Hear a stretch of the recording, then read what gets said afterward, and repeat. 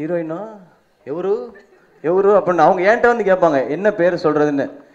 என் ஹைட்டுக்கு என்ன அனுஷ்கா தங்கச்சின்னு சொல்லிவிடு அப்படின்னு சொல்லுவேன். திடீர்னு யாரோ ஒருத்தர் இடுப்பை கிள்ளிட்டு ஓடிட்டாங்க. அவ்வளவு காஞ்சு போயிருக்கிறது இங்க யாரா? நான் ஷூட்டிங் வந்துட்டேன்னா எனக்கு ஃபோன் பண்ணி ரெம்மா ஆண்டிகிட்ட ஃபோனை கொடுங்க, நான் பேசியே ஆகணும்னுவாங்க. நான் ஒரு நிமிஷமான இந்த காதில் இருக்க ஃபோன் இந்த காதில் மாற்றி குரலை மாற்றி இப்படி பேசிகிட்டு இருப்பேன். என்ன நடுவில் அப்பா வாய்ஸ் வருது அப்படின்னு. ஐயோ அப்பாவுக்கு இந்த வாய்ஸ் வர்றதே பெரிய விஷயமா, நீ கொஞ்சம் நேரம் வைமா ஃபோன் அப்படிலாம். நம்ம வந்து அனௌன்ஸ்லாம் பண்ணுவோம். அசிஸ்டன்ட் டைரக்டர் வந்து யார் டைட்டில் சொல்கிறீங்களோ உங்களுக்கு 25,000 ஆன் ஸ்பாட் பேமெண்ட் அப்படின்னா அப்படின்னு போயிட்டு முன்னாடிலாம் போவியான்னு கேட்கக்கூடாது. அப்பப்போ போவேன், அதையும் கட் பண்ணேன் நான்.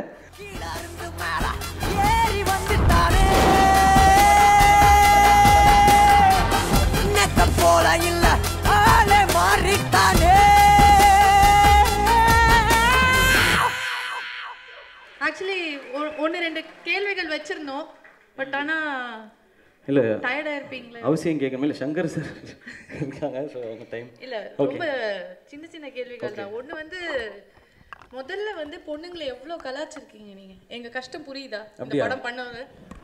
அப்படியாங்கிறது கலாச்சதுக்கா இல்லை கஷ்டம்? இல்லை டெஃபினட்டா புரிஞ்சுதுங்க. நான் அதை வீட்லேயும் நிறையா சொல்லிட்டேன். நான் பொண்ணுங்களை இனிமே வந்து கிண்டல் பண்ண மாட்டேன். இந்த மாதிரி ஃபங்க்ஷன்ஸில் படத்தில் பண்ணுவோம் நிறையா. அப்புறம் நாங்கள் எப்படி கிளாப் வாங்குறது? அது அங்கே பாருங்க, அவங்க ஏதோ தப்பு இல்லை அப்படின்றாங்க பாருங்க. இப்பதானே கிண்டல் பண்ணீங்க. அதான் ஐயோ பண்ணிட்டேன், நான் இனிமே பண்ண மாட்டேன் இந்த மாதிரி இதில்.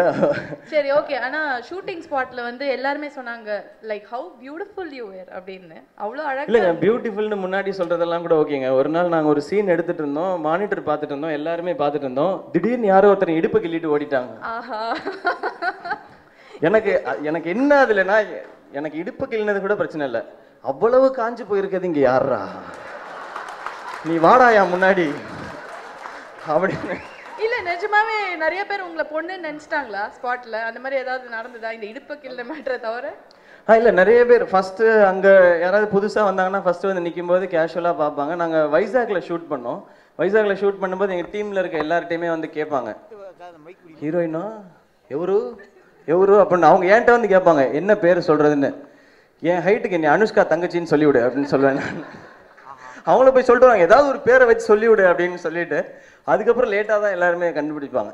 பேசும்போது மாட்டிக்குவோம் இல்லையா, அதனால தெரிஞ்சிடும். அது வாயை மட்டும் திறந்துடக்கூடாது. ஆமாம். அண்ட் ஒரு லாஸ்ட் ஒரு 8-9 மந்த்ஸாகவே என் பொண்ணுக்கு தெரியாது. அவங்களுக்கு வந்து 2.5 வயசு ஆகுது. அவங்க வந்து ரெமோ ஆண்டினே கூப்பிட்டுட்டு இருப்பாங்க. நான் ஷூட்டிங் வந்துட்டேன்னா எனக்கு ஃபோன் பண்ணி ரெம்மா ஆண்டிகிட்ட ஃபோனை கொடுங்க, நான் பேசியே ஆகணும்னுவாங்க. நான் ஒரு நிமிஷமான இந்த காதில் இருக்க ஃபோன் இந்த காதில் மாற்றி குரலை மாற்றி இப்படி பேசிகிட்டு இருப்பேன். என்ன நடுவில் அப்பா வாய்ஸ் வருது அப்படின்னு. ஐயோ அப்பாவுக்கு இந்த வாய்ஸ் வர்றதே பெரிய விஷயமா, நீ கொஞ்சம் நேரம் வைமா ஃபோன் அப்படிலாம். ஓகே. அண்ட் வை ரெமோ அப்படிங்கிற டைட்டில் வந்து யார் சூஸ் பண்ணது, எதுக்காக? இல்லை இதுக்கு டைட்டில் என்ன வைக்கிறதுன்னு தெரியல. இதுக்கு கொஞ்சம் பொயட்டிக்காக இருக்கணும் இல்லை ஃபன்னாக இருக்கணும் அப்படின்றது தான் ஐடியா. வைக்கலாம் அப்படின்னு யோசிச்சிட்டே இருக்கும்போது நிறைய பேச இந்த படத்தில் ஸ்கிரிப்டில் ஒர்க் பண்ணவர் வந்து ஐயோ அவர் நான் சொல்லாம விட்டேன், நம்மளுடைய நெருப்புடா புகழ் அருண்ராஜா காமராஜ் தான் அவர் ஒர்க் பண்ணார்.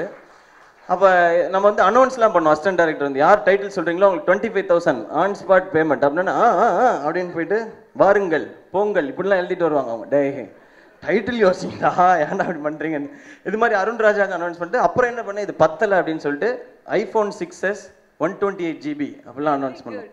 வாங்கி கொடுக்கல அது வேற விஷயம். அப்படின்னு போது இவன் தான் சொன்னான் ரெமோ அப்படின்னா. ஏன்டா ரெமோ சொல்ற அப்படின்னா அந்த கேரக்டர் எப்படி ஒரு டிஸ்கைஸ்ல போய் தானே லவ் பண்ணோம், கதைக்கு செட் ஆகுதுல்ல அப்படின்னா ரெமோ சொல்றதுக்கு சூப்பராக இருக்கு.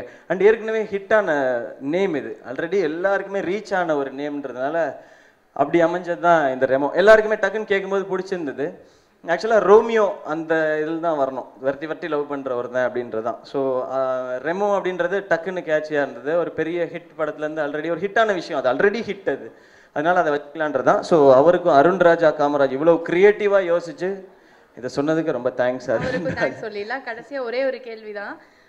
எல்லா ஹீரோஸுமே வந்து யோசிப்பாங்க கண்டிப்பாக நம்ம பொண்ணா எப்படி நடக்காது அப்படின்னு. என்னதான் நீங்கள் வந்து அவ்வளோ எக்ஸ்பிளனேஷன் கொடுத்தாலும் எந்த ஒரு பாயிண்ட்ல சரி பரவாயில்ல பொண்ணை நடிச்சிருவோம் அப்படின்னு வந்து தோணுச்சு? இல்லை இது கதையில் வந்து நான் இப்படி வேஷம் போட்டு போகிறேன்றது படத்துலையும் இருந்த ஒரு ரீசன் தான், இல்லைன்னா மாட்டியிருப்பேன்னு நினைக்கிறேன். பட்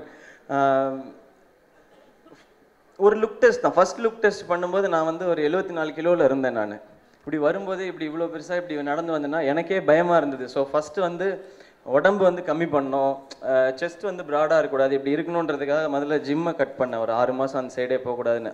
முன்னாடிலாம் போவியான்னு கேட்கக்கூடாது, அப்பப்போ போவேன், அதையும் கட் பண்ணேன் நான். அதுக்கப்புறம் வெயிட் குறைக்க வேண்டியது. என்ன ட்ரெஸ் போட்டாலும் ரொம்ப ஹியூஜாக இருந்தது. கீர்த்தியோட நடந்து வரும்போது யார் உங்கள் அம்மாவா அப்படின்னு கேட்டாங்கன்னா பிரச்சனை அது. அதனால உடம்பு குறைக்கணும்னு அதுக்கப்புறம் ஒரு 4 கிலோ குறைச்சி பார்த்தேன், 5 கிலோ குறைச்சி பார்த்தேன், வேலைக்கு ஆகல. 6, 7, 8, 9, 10 கிலோ குறைச்ச அப்புறம் தான் ஓகே ஓரளவுக்கு பொண்ணு மாதிரி இருக்கு அப்படின்றதெல்லாம் வந்து. ஸோ அந்த லுக் டெஸ்ட்டை வச்சு டிசைட் பண்ணதான் இது பண்ணலாம் அப்படின்றதெல்லாம். எனக்கு தெரிஞ்சு லுக் டெஸ்ட்ல சுத்தமா ஒர்க் அவுட்டே ஆகலன்னா பண்ணிருக்க மாட்டேன். 10 கிலோ திரும்ப எப்படி கொண்டு வரதுக்கு இன்னும் கஷ்டப்பட்டிருப்பீங்களே. சாப்பிடுங்க, கையில கிடைக்கிறதெல்லாம் எல்லாத்தையும். அவ்வளோதான், எல்லாத்தையுமே சாப்பிட்டேன். அதுக்கு பிசி சார் தான் பெரிய ரீசன். ரொம்ப ஒல்லியா இருக்காரு, அவருக்கு பிரேக் கொடுங்க ஒரு 25 days, அவர் நல்லா சாப்பிட்டு வெயிட் ஏற்றிட்டு வந்தால் தான் நான் ஷூட்டிங் வருவேன் அப்படின்னு சொல்லிட்டு பிசி சார் போயிட்டாங்க. அதுக்கப்புறம் நல்லா டெய்லி பிரியாணி சாப்பிடுவேன் 2 வேளை. Very good. அதுக்காக நீங்க கண்டினியூ பண்ணலாம். நான் அதுக்காக புதுசா 3 முஸ்லீம் ஃப்ரெண்ட்லாம் பிடிச்சி வைத்தேன். டெய்லி ஒரே வீட்டில் கேட்க முடியாதுன்றதுனால இன்னைக்கு பிரியாணி வருமா, நாளைக்கு வருமா, நாளைக்கு வருமா அப்படின்றதான் அப்படி அமைஞ்சதான். அண்ட் இன்னும் ஒருத்தருக்கு ஒரு தேங்க்ஸ் சொல்லணும், அது மட்டும் சொல்லிக்கிட்டா. அது வேற யாருக்கும் இல்லை, நான் வேற எங்கேயும் சொன்னதில்லை. அந்த நான் த்ரெட்டிங்லாம் பண்ணிட்டு வந்த பிறகு என் மூஞ்சை பார்க்கறதுக்கு எனக்கே ரொம்ப கஷ்டமாக இருக்கும். மேக்கப்லாம் ரிமூவ் பண்ண பிறகு நான் த்ரெட் பண்ணிட்டு வந்து நான் மூஞ்சை கழுவும்போது என் மூஞ்சை பார்க்கவே மாட்டேன். எப்போவுமே இப்படி மூஞ்சை கழுவிட்டு இப்படியே போயிடுவேன், இப்படி ப்ரஷ் பண்ணிட்டு திரும்ப வந்து இப்படி நின்றுவேன். அந்த மூஞ்சை பார்த்து ஒரு 3 மாதம் வந்து வீட்டில் இருந்தாங்க. அண்ட் நான் வீட்டுக்கு போனதுக்கப்புறம் வந்து எந்த ஒரு டென்ஷனுமே கொடுக்க மாட்டாங்க. நான் எவ்வளோ கஷ்டப்பட்டு வரேன்றது தெரியும். நான் ஒரு 18-19 hours வேலை செய்யணும், வீட்டில் ஒரு 4-5 மணி நேரம் தூங்கலாம். குழந்தை வந்து டிஸ்டர்ப் பண்ணாமல் பார்த்துக்குவாங்க, அவ்வளோ அழகாக பார்த்துக்குவாங்க. ஸோ ஆர்த்திக்கு ரொம்ப பெரிய தேங்க்ஸ். அண்ட் அதே மாதிரி என்னுடைய மேக்கப் டீம், கணபதி அண்ணா, தெளினா அண்ணா, பாண்டி, கார்த்தி, இவங்களுக்கெல்லாம். அண்ட் கணபதி அண்ணாக்கு ஸ்பெஷல் தேங்க்ஸ். ஏன்னா நிக்கி மேக்கப் போட்டு முடிச்சதுக்கப்புறம் நான் முடிஞ்சதுக்கப்புறம் நான் என் பொண்ணை கூட அப்படி பார்த்துக்கிட்டது கிடையாது, பட் என்ன அப்படி பார்த்துக்கிட்டாரு கணபதி அண்ணா. தேங்க்ஸ்ண்ணா, thank you so much. Makeup remove பண்ணுறதுக்கு 1.5 மணி நேரம் 2 மணி நேரம் ஆகும் அதை ரிமூவ் பண்ணுறதுக்கு. பட் அதுக்கு பொறுமையாக அதை பண்ணணும், அது அழகாக பண்ணி என்னை பத்திரப்படுத்துறதுக்கு. ஏன்னா இதில் என்ன ஆக ஆரம்பிச்சிருச்சுன்னா, நீங்கள் டெய்லி ஷேவ் பண்ணி ஒரு பாயிண்ட்டுக்கு மேலே இந்த இடத்துல ஒரு சில இடங்கள்லாம் மீசை க்ரோத்தே போயிடுச்சு, வரவே இல்லை, அவ்வளோதான் முடிஞ்சு போச்சு அப்படின்ற மாதிரிலாம் ஆகிடுச்சு. அப்புறம் இந்த புருவெல்லாம் திடீர்னு எடுத்ததுனால இது வளர்றதுக்கு ரொம்ப ஸ்லோவாகும் அப்படின்றதெல்லாம். ஸோ இதெல்லாம் கரெக்டாக என்ன இதுக்கு கொடுக்கணும், என்ன எப்படி ட்ரீட் பண்ணுன்றதெல்லாம் பார்த்து பண்ணது அவங்க தான். ஸோ அவங்களுக்கும் தேங்க்ஸ், என்ன அழகாக பேம்பர் பண்ணிட்டாங்க ஒரு குழந்தை மாதிரி. ஸோ எல்லாருக்கும் ரொம்ப thanks. Thank you so much Siva. Thank you so much. உங்களுக்கும் thank you so much Sanjana. Thank you. And thanks a lot Shiva, thanks a lot for joining us. And definitely இந்த படம் வந்து உங்க ஹார்ட் ஒர்க், இந்த டீமோட ஹார்ட் ஒர்க், அதுக்கேற்ற சக்ஸஸ் கண்டிப்பா வந்து அது பெற்று தரும் அப்படின்னு நாங்கள் எல்லாரும் நம்புறோம். Thank you so much. You can have your seat. Thank you.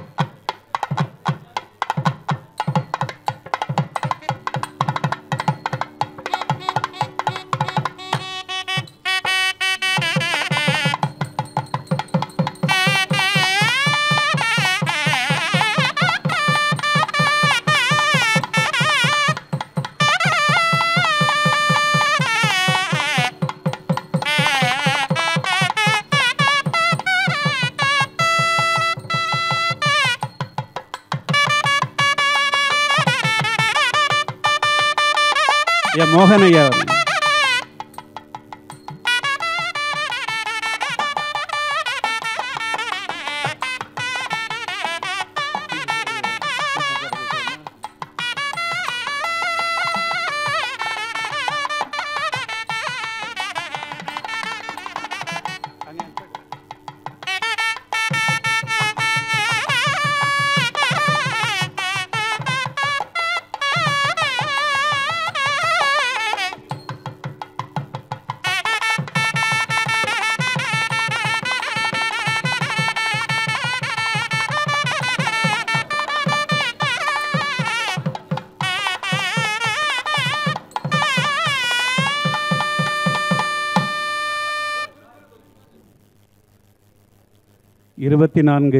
AM நிறுவனத்தை குத்துவிளக்கேற்றி ஒளி சூட்டி மகிழ்ந்த ஐயா அவர்கள் தங்களுடைய வாழ்த்துரையை வழங்குவார்கள்.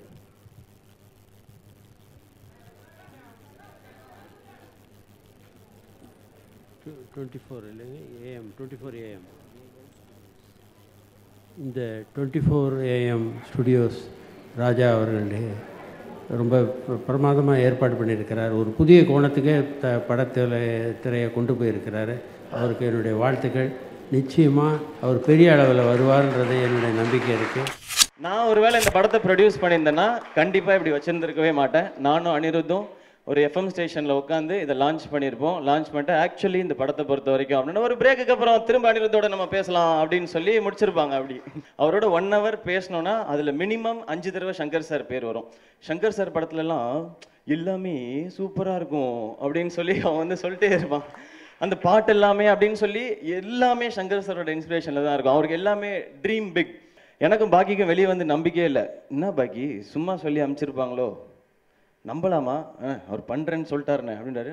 ஒருவேளை டவுட்டாக இருக்குல்ல உங்களுக்கும் அப்படின்னு சொல்லி எங்களுக்கு வந்து ஆச்சரியம். எங்களை நம்புறதுக்கே ஒரு நாள் ஆச்சு. பட் பிசி சார் உள்ளே வந்ததுக்கு அப்புறம் தான் இந்த ரெமோ ஆக்சுவலாக ஒரு குட்டி ரெமோவாக இருந்தது. ஒரு சங்கர் சாரோட பட ரெமோ அளவுக்கு மாறினது பிசி சார் உள்ளே வந்ததுக்கு அப்புறம் தான். தேங்க்யூ பிசி சார், நீங்கள் இதை ஸ்டார்ட் பண்ணி வைக்கலன்னா அது இவ்வளோ பெருசாக ஆயிருந்திருக்காது. Thank you so much. Girl character பண்ணும்போது சார் ரசித்து ஷூட் பண்ணுவாங்க. எனக்கு தெரிஞ்சு கீர்த்தி பொறாமப்பட்டது காரணம்லாம் அதுவாக தான் இருக்கும்னு நினைக்கிறேன். என் க்ளோஸ்அப்புக்கெலாம் அவ்வளோ நேரம்லாம் யாரும் லைட் பண்ணதே கிடையாது. என் க்ளோஸ்அப்லாம் அப்படி வச்சு கண்ணுக்கு மட்டும் ஒரு லைட்லாம் பிசி சார் வச்சுருப்பாங்க. நான் அப்படியே பார்ப்பேன்.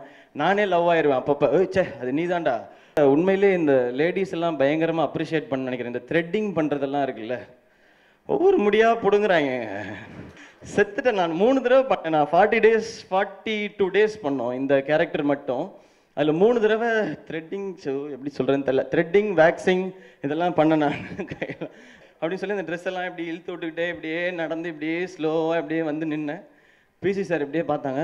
ஐயோ அப்படின்னாங்க. ஐயோவா போச்சா, அப்போ ஏற்கனவே வேறு ஒரு 20 நாள் ஷூட்டிங் பண்ணிட்டோமே, இப்போ ஒன்றும் பண்ண முடியாது. இல்லை இதுக்கு வேறு மாதிரி லைட் பண்ணணும்னு சொல்லி எனக்கு பிசி சார் என்னை ஃப்ரேமில் காமிச்சதுக்கு அப்புறம் தான் அந்த கான்ஃபிடென்ஸே வந்துச்சு. ஓகேன்னா அந்த முதல் நாள் வந்து எப்படி இந்த கேரக்டருக்கு எப்படி நடிக்கணும்னே தெரில. எப்படி பண்ணாலும் அது வேற மாதிரி இருக்காது.